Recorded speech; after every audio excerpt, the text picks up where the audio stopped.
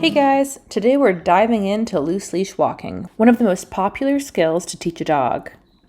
One of the most common issues canine caretakers encounter is pulling. People are constantly searching online about how to stop a dog from pulling on a walk or what no-pull harness or collar is best to prevent pulling. The truth is, the only way to stop a dog from pulling is to train them to walk with a loose leash. In this video, we'll talk about the pros and cons of various no-pull equipment and take you through the step-by-step process of how to train your dog to loose leash walk, along with several different training games to polish your dog's loose leash skills. Why do dogs pull? Dogs often pull on the leash for one reason only. It works. Dogs have discovered that pulling usually gets them where they want to go. The outside world is full of new and exciting smells, and dogs want to enjoy all of them. Most dogs have discovered that when they pull on the leash, they can drag their owners over to those exciting sights and smells they want to encounter. Dogs also just naturally walk faster than humans, so our snail-like pace can be quite frustrating for them when there's a whole world out there to discover. No-pull gear. Let's start with no-pull gear. There's a variety of options online when it comes to gear designed to stop your dog from pulling. We'll cover the most common options in a moment, but keep in mind that no tool is perfect, and they all have drawbacks. While it's understandable that most owners would rather slap on a specialty harness and call it a day to stop their dog's pulling, the best and only foolproof way to stop pulling is to teach a dog not to pull on a walk. Still, there are always going to be some days when you don't have time to work on training and just need to get in your dog's daily walk without dislocating your arm. So let's dive into the different no-pull options you have. Number 1, front clip harness. A front clip harness is a directional harness that offers a leash clip option in the front at your dog's chest area instead of on the back. With the leash clip to the front, your dog can't effectively pull forward, since pulling forward will just spin him around to face you. Many harnesses are now sold with a front and a back clip option, which can allow you to choose whichever clip-in position you need at any given time. The downside to using a front clip harness is that the front clip position can obstruct your dog's natural gait and may hinder shoulder movement, which could cause issues over the long term. Number 2, head halter. A head halter or head harness wraps around your dog's nose and upper neck, allowing the handler to steer the dog's head in a specific direction, capturing their attention while reducing pulling. Dogs don't have much muscle strength in their head when compared to their chest, so they can't really pull with a head halter. The downside is that some dogs can't stand head halters and will require extra time getting them acclimated to the tool. Plus, inappropriately jerking or yanking on a head halter can damage your dog's neck. This can make it an especially tricky tool for using with a reactive dog who lunges, as the jerking motion can be damaging. 3, prong collar. Prong or correction collars work by issuing an unpleasant correction when your dog begins pulling or jerking on the leash. When your dog pulls, the metal prongs of the collar dig into your dog's neck. In addition to relying on pain to punish a dog, which goes against most modern science-backed training philosophies, prong collars can severely damage a dog's thyroid, esophagus, and trachea, so I really don't recommend them. Number 4, compression harness. Some compression harnesses are designed to tighten around a dog's rib cage area as they pull. Because this cinching happens around the dog's waist instead of the fragile neck, this style of harness is less likely to cause injury compared to a choke or prong collar. The compression aspect can be handy for dogs who manage to back out of normal harnesses.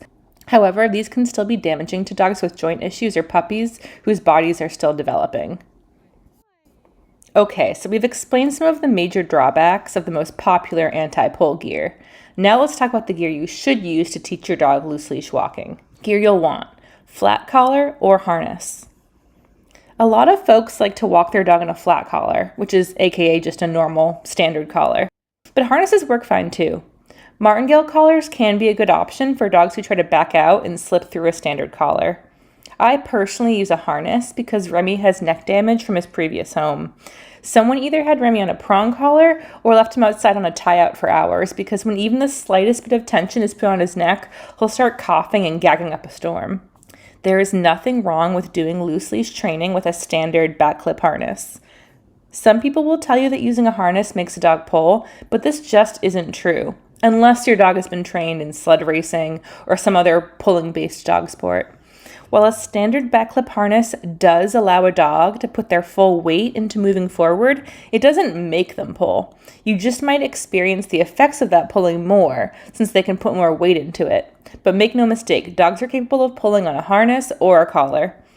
Sometimes it can help to switch around your equipment setup depending on what you're trying to accomplish in any given situation. If you have a lazy afternoon walk and plenty of time, you may want to use a back clip harness for loose leash training work. If you're in a rush and just need to get your dog walked ASAP and don't have time to toss treats every few steps and grind to a halt whenever your dog pulls, consider a front clip harness. Okay, let's get into how to teach your dog to loose leash walk. How to teach your dog to loose leash walk. As we go through the games and exercises you can perform with your dog to work on loose leash walking, keep in mind that you'll always want to start off practicing indoors. Once your dog has mastered these exercises indoors, you can graduate to practicing in your backyard or familiar outdoor settings before finally graduating to other, more stimulating outdoor environments. It's much easier for your dog to pay attention to you and follow your directions inside, where the environment is less stimulating, so always start training indoors. Loose leash walking games. Silky leash training. The Silky leash training is an exercise developed by Grisha Stewart and is designed to teach your dog how to respond to leash pressure. Simply pull the leash in one direction, putting light pressure on your dog's collar or harness. When your dog steps towards the leash, giving in to the pressure, reward with a treat. This is a really great skill to work on with your dog because dogs naturally have something called opposition reflex, which can cause them to instinctively move against pressure.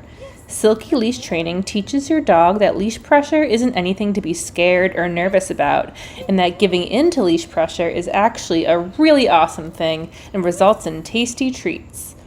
Once your dog gets the hang of moving towards the leash pressure, you can begin using more dramatic movements, walking forwards, backwards, and to the side as you put gentle pressure on the leash and continue to reward your dog for moving towards you and the leash pressure.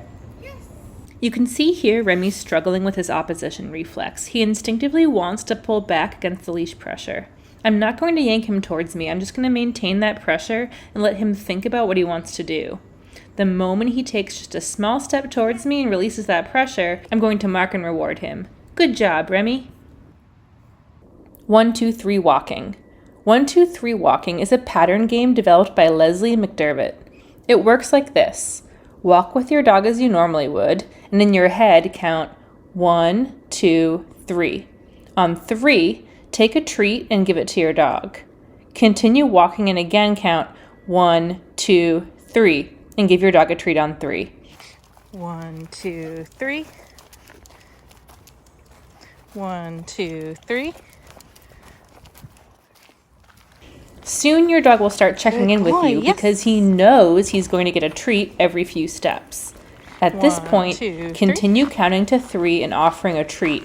But instead of presenting the treat directly to your dog, simply hold the treat down against your leg and let your dog move himself into position to get the treat. As you proceed this way, your dog will naturally begin to walk in a loose heel position near your leg, awaiting his goodie. Once your dog understands that the treats are being dispensed by your leg, you can increase your countdown from every 3 steps to every 5 steps, and then every 10 steps, etc. 1, 2, 3, 4, 5. 1, 2, 3, 4, 5, 6, 7, 8, 9, 10. Red light, green light. Red light, green light is another popular loose leash walking game. Begin walking as you normally would, and as soon as your dog puts any pressure on the leash, freeze. Do not let your dog pull you forward. Instead, stand still and wait for your dog to turn back towards you as he wonders, hey, why aren't we moving? Alternatively, if your dog is struggling and seems at a loss as to what he should do, call your dog and get his attention. As soon as he turns back towards you and releases tension on the leash, pop out a treat to reward him for giving slack to the leash. Let your dog come towards you and take the treat, and then continue the walk. Rinse and repeat, continuing to freeze every time your dog puts any tension on the leash. As a variation of this, you can also do red light, green light without treats. Instead, you'll freeze when your dog puts tension on the leash, wait for your dog to turn back towards you or give slack to the leash, and then continue walking. In this case, continuing the walk is the reward your dog gets for giving slack to the leash. I personally recommend doing a mix of using treats and using forward movement as your dog's reward. You don't necessarily need to choose one or the other. For example, you could use a treat every other time your dog loosens tension on the leash. Flip it and reverse it. With the flip it and reverse it game, when your dog moves forward and puts tension on the leash, you'll freeze. But this time, you'll turn around and begin to walk the other way. Now your dog will be forced to turn around and is now positioned behind you. As he moves from behind you towards your side in an effort to get back in front, click and treat right when he reaches you and is in the position that you want, against your leg. This is a great technique to naturally get your dog into the position you'd like him to be in. Keep rewarding when he stays in that desired position by your side. Reward check-ins. One of the easiest ways to work on loose leash walking is to simply ensure that you're rewarding your dog for check-ins. Whenever your dog looks up at you to check in, click and treat. The outdoors is very stimulating for dogs, so you should always be rewarding your dog for those moments where he chooses to focus on you instead of the environment. Come on, let's go. Naturally, since in order to look at you, your dog will need to be close by, frequent check-ins tend to go hand in hand with keeping the leash loose. Yes. Plus, this exercise continues to cement the best lesson for your dog to learn, that you are an awesome human who is the dispenser of treats and all things that are good in this life. Building on your dog's positive association with you is always a smart idea. Having issues? If you're still having trouble with loose leash walking, here are a few things to try. Higher value treats. In order for these games to work, your treats need to be more motivating than the environment around your pup. So make sure you're using stinky, high-value treats. Try less stimulating environments. If your dog is struggling to pay attention to you, you may need to practice more in less stimulating environments. Try practicing indoors or in a fenced-in backyard, tennis court, or any other less stimulating area. Avoid triggers. Loose leash walking will be a lot tougher for your dog if he's surrounded by his triggers, which might include bicycles, skateboarders, joggers, children, or other dogs. Make sure you understand what your dog's triggers are and try to avoid them when initially working on loose leash walking. Heel versus loose leash walking. It's important to note that heel and loose leash walking aren't necessarily the same thing. Many of the games we cover here can be used to build on your dog's heel in addition to establishing a loose leash. But while a heel requires your dog's head to be directly lined up with your left leg, with no more than 6 inches between you, loose leash walking simply requires that your dog leaves some slack in the leash.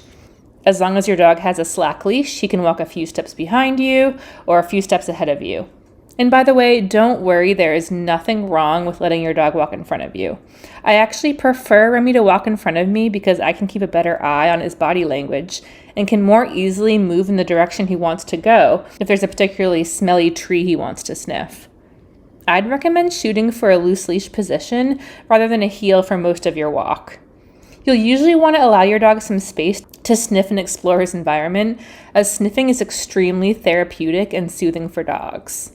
Having your dog in a tight heel position can be great for walking in crowded city centers or when passing triggers, but it's not necessary for most walks. In fact, keeping your dog in a tight heel for the entire walk can be really stressful for your dog, so use that skill sparingly. Be realistic about expectations. As a final note, keep in mind that your dog may struggle to maintain a loose leash in certain situations. For example, for the first minute or two of our walks, Remy will pull a fair amount.